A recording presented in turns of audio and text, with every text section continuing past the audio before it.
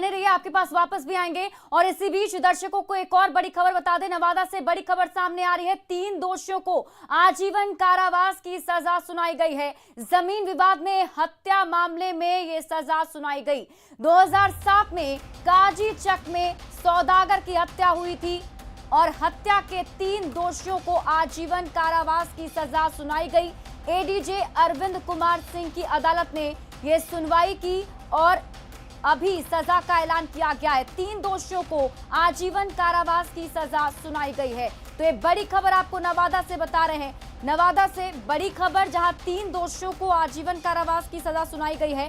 बताया जा रहा है कि जमीन विवाद में हत्या मामले में यह सुनवाई की गई और उसमें सजा दिया गया है। हमारे साथ इस खबर पर अधिक जानकारी के साथ हमारे सहयोगी अनिल विशाल जुड़े हुए हैं। अनिल, पहले तो ये पूरा मामला बताइए और फिर कोर्ट ने जो फैसला सुनाया तो क्या कहते हुए फैसला सुनाया है? जी देखिए, ये जो है इस केस की जो मुख्य सूचक है जो वो सुषमा देवी के नाम से है, जिनकी शिकायत की थी 21/7/2007 को सौदागर यादव के जमीन के खेत में जोतने को लेकर विवाद हुआ था और जिसमें भोला यादव, नारायण यादव और शैलेंद्र यादव ये तीनों आरोपी थे और तीनों ने मिलकर ये सौदागर यादव की हत्या कर दी थी, जिसके कारण जो है कोर्ट में यह मामला दर्ज हुआ था, जिसमें रोह थाने में 51/2007 कांड संख्या दर्ज की गई थी। और उसके बाद से जो है ये कोर्ट में यह मामला लंबित चल रहा था और उसी को लेकर आज लगभग 2007 के बाद आज तीनों लोग को आजीवन कारावास की सजा सुनाई गई है। साथ ही साथ 8 दंड की भी सजा सुनाई गई है।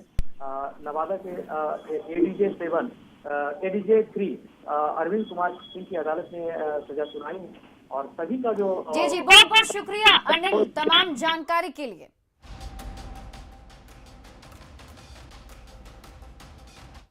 सिवान में बदमाश इतने बेलगाम हो गए हैं कि आम से लेकर खास लोगों का राह चलना मुश्किल हो गया है। दिन में लोग डर और खौफ के साए में जी रहे हैं, जिसकी तस्दीक पिछले 12 घंटे में हुई 2 लोगों की हत्या कर रही है। देखिए सिवान से आई ये स्पेशल रिपोर्ट। सिवान में बदमाश बेलगाम, जिले में लूट और हत्या सरेआम, 12 घंटे में 2 की हत्या से हाहाकार, पुलिस पस्त, अपराधी मस्त। ये सिवान शहर है, यहाँ की आबो हवा में कारतूस की गंध फैल चुकी है। आम से लेकर खास तक की जिंदगी सनसत में है। कब कौन अपराधी की गोली का शिकार हो जाए ये किसी को नहीं पता है। लोग डर के साये में घुट घुट कर जी रहे हैं, क्योंकि ये शहर अपराधियों की जद में है। यहाँ ना तो खाकी का खौफ दिखता है और ना ही पुलिस की चुस्ती और गश्ती दिखती है। अगर कुछ दिखता है तो वो है अपराधियों का खौफ। अगर कुछ सुनाई देती है तो वो है चीख पुकार चित्कार, खौफ और मौत की गोलियों की आवाज। क्योंकि यहाँ बेखौफ अपराधियों ने पुलिस को खुली चुनौती देते हुए पिछले 12 घंटे में 2 लोगों की गोली मारकर हत्या कर दी, जिसके बाद जिले में हाहाकार मचा हुआ है। पुलिस महकमे में खलबली मची है। पुलिस वालों को जवाब देना भारी पड़ रहा है। पुलिस कैमरे के सामने बोलने से डर रही है, जो पुलिस के लिए शर्म की बात है। यहाँ लॉ एंड ऑर्डर, पुलिस, थाना नाम की कोई चीज नहीं बची है। यहाँ सिर्फ और सिर्फ बदमाशों की चलती है। जब चाहे जहां चाहे वहां लोगों को मौत के घाट उतार रहे हैं और आराम से हथियार लहराते हुए निकल जा रहे हैं। वारदात के बाद मौके पर पहुंची पुलिस अंधेरे में तीर मार रही है। अपनी नाकामी छिपाने के लिए कागजी कार्रवाई और झूठा दिलासा दिलाकर अपना पल्ला झाड़ ले रही है, जिसकी तस्दीक अस्पताल में स्ट्रेचर पर मौत की नींद सो रहा ये शख्स कर रहा है। खून से लथपथ उसका शव कर रहा है। घटना सराय ओपी थाना क्षेत्र के पुरानी किला पोखरा के पास की है। बताया जा रहा है कि एहसान मलिक अपने घर में बैठा था, तभी उसके भाई के साथ दरवाजे पर उसके मोहल्ले के एक युवक से किसी बात को लेकर विवाद हो गया, जिसके बाद आरोपी युवक ने बीच बचाव कर रहे एहसान मलिक को घर में घुसकर गोली मार दी और मौके से फरार हो गया। एहसान मलिक ने घटना स्थल पर ही दम तोड़ दिया। जिस युवक की हत्या हुई है वो यूपी के शामली का रहने वाला था और सिवान में किराए के मकान में रहकर फेरी का काम करता था। इससे आप अंदाजा लगा सकते हैं कि अपराधियों के हौसले कितने बुलंद हैं। लोग अब अपने घर में भी सुरक्षित नहीं है। सर वो अंदर उसने दारू पी रखी थी, गली में से जा रहा था वो, तो ऊपर तमंचा ले रहा वो हाथ में, कमरे में आया, ये बोला कि कौन ठोका। भैया ने बोला भाई सॉरी गलती होगी, निकाल दी तमंचा, गोली मार दी उसने। तो उसके में रूम में गोली की आवाज़ आई तो वो दूसरी भी मार रहा था मेरी तरफ को। तीनों लड़के ने हमने उसका हाथ पकड़ के उसको, कितने लोग तमंचा था वो 2 लोग थे, दोनों लोग कौन लोग ये हैं? मालूम नहीं हमको कौन था। वो नीचे से ये महल्ले का आदमी है जिसके हम किराएदार में 1 साल से रह रहे हैं रूम में, खाना बना रहे थे ऊपर, या तो उसने गोली मार दी। इतनी बात 2 ही मिनट में। सिर्फ थूकने को लेकर हुआ है? जी सुना आपने, सिर्फ थूकने को लेकर विवाद हुआ था। उसी विवाद में तमंचा निकालकर टिगर दबा दिया। पलक झपकते ही सामने वाले युवक की जान निकल गई। पीड़ित के परिजनों का ये भी आरोप है कि दोनों लड़के शराब के नशे में थे, वो भी शराब बंदी वाले बिहार में, जहां शराब पीना, पिलाना और बेचना कानूनन जुर्म है, जो सराय ओपी थाना क्षेत्र की पुलिस के लिए शर्म की बात है। 5 लोगों की मौत के बाद भी वहां शराब बिक रही है, लोग पी रहे हैं और पुलिस तमाशा देख रही है। धन्य है सिवान पुलिस और जिले के एसपी। रूम के अंदर बढ़ के मारा है। अच्छा, रूम के जहाँ पे हम खाना बना रहे थे ना, वहीं पर आके मारा है, और सिर्फ 1 ही मिनट में मारा। क्या नाम है उनका? मालूम नहीं सर हमको। उनका नाम क्या है जो डेथ किया? वो एहसान है भाई मेरा। एहसान? जी। उनके पिताजी का नाम? गुलाब है। कहाँ रहते हैं वो? जिला शामली जलालाबाद के है सर।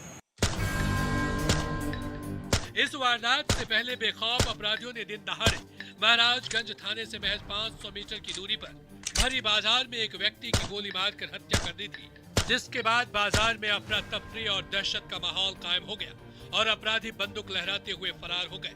जिस व्यक्ति को बाइक सवार अपराधियों ने गोली मारी थी, उसकी पहचान महाराजगंज के पसनौली निवासी पुनीत तिवारी और पन्नू बाबा के रूप में हुई है।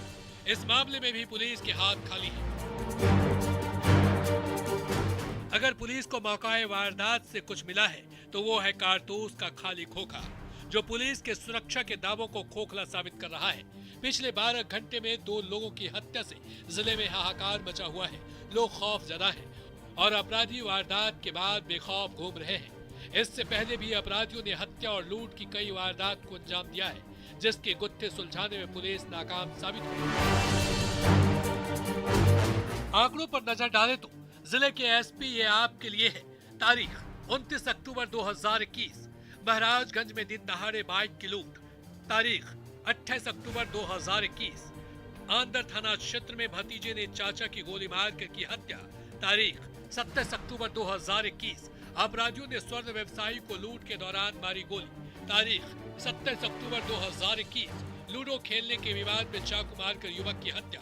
तारीख 26 अक्टूबर 2021, झझार गांव में शौच करने निकले युवक की गोली मारकर हत्या। इससे आप अंदाजा लगा सकते हैं कि जिले में अपराधियों के हौसले किस कदर बुलंद हैं, आम से लेकर खास तक कितने सुरक्षित हैं। अगर ऐसे ही हत्या और लूट का सिलसिला चलता रहा, पुलिस लाशें गिनती रही, आंकड़ों में इजाफा होता रहा, संबंधित थाने की पुलिस और जिले के एसपी को जवाब देना भारी पड़ेगा, जैसे अभी पड़ रहा है।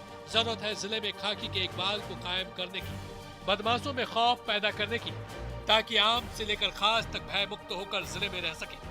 न्यूज 18 के लिए सिवान से मृत्युंजय सिंह की रिपोर्ट। खबर दानापुर से है, जहां रुपसपुर थाना क्षेत्र के आईएस कॉलोनी में भीषण चोरी हुई है, जिसमें चोरों ने बीजेपी के राष्ट्रीय अनुसूचित जाति एवं जनजाति के पूर्व सदस्य विजय कुमार चौधरी और बीजेपी बिहार के अनुसूचित जाति एवं जनजाति मोर्चा के अध्यक्ष अजीत कुमार चौधरी के बड़े भाई के घर में चोरी कर पुलिस प्रशासन को खुली चुनौती दी है। चोरों ने घर के एक कमरे को खंगालते हुए लगभग 12.50 लाख से भी ऊपर की चोरी की घटना को अंजाम दिया। खास बात यह है कि चोरों ने लाइसेंसी पिस्टल और गोली भी चोरी कर ली है, जिसके बाद परिवार खौफ और दहशत में है। बताया जाता है कि पीड़ित विजय कुमार दिल्ली में रहते हैं, ड्राइवर घर की देखभाल करता है। इसी का फायदा उठाते हुए चोरों ने इस वारदात को अंजाम दिया।